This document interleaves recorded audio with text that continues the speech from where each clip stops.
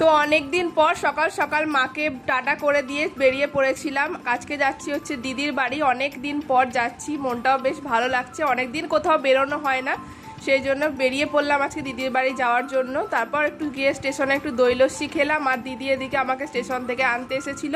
তারপর বাড়ি গিয়ে দিদি কাজে লেগে পড়েছে, কারণ ওদের আজকে বাড়িতে ছিল দোকানের ছাদ ঢালাই, সেই জন্যই সেই উদ্দেশ্যে আমি গেছিলাম ওদের বাড়িতে অনেক দিন পর।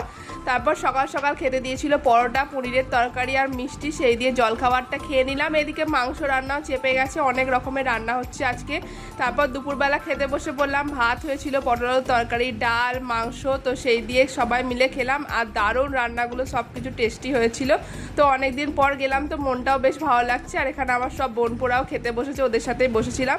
বিকেল হতে না হতেই একদম আকাশ জুড়ে মেঘ করেছিল, আর জামাইবাবু একটু আইসক্রিম এনেছিল, সেইটাই খেলাম। খেয়ে আবার বাড়ির উদ্দেশ্যে রওনা দিয়ে দিলাম। ভিডিওটা ভালো লাগলে লাইক শেয়ার সাবস্ক্রাইব করে ওকে বাই।